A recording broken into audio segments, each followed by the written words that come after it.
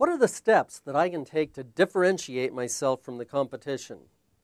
Hey, Bob Baer here again to spend a few minutes with you looking at this important question. What steps should you take to make yourself different from your competition? This is really important because you can bet that you've got competition. Do you know who they are? If not, I think you're in trouble. So who are they? And do you know why you should value them? It's simple, really. Your competition is your best business ally because they help you to be the best that you can be. For me, competitors keep me awake, aware, honest, and creative. I both want and need them, for they're worthy opponents. Let's face it, without competition, you wouldn't strive to stay ahead of your field. You wouldn't feel the need to improve by upgrading, developing, and inventing. And you wouldn't have a way to measure your success and failure.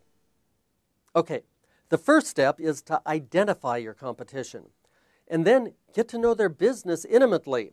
Once you do that, you should take one or more of the following paths to differentiate your offerings from theirs. The first path is to eliminate. Ask yourself what you can eliminate from your offerings that are unnecessary or unimportant to your customers. The answer to this question will help you provide a lower price point or better service by not having to include it in your offer. Second path, reduce. Here you ask, in what ways that you can reduce or lower what's included in your offer compared to the competition?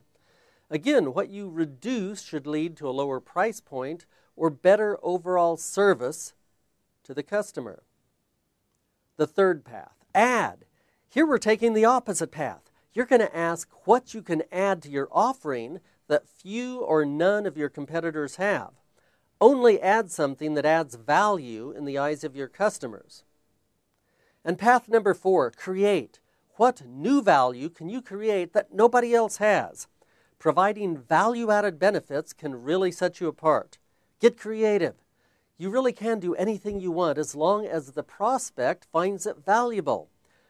So do your homework. Don't just try to do something different from your competition. What you do differently has to have value to your customer. So before you start eliminating, reducing, creating, or adding to your offerings, get to know your target market, what they need and want.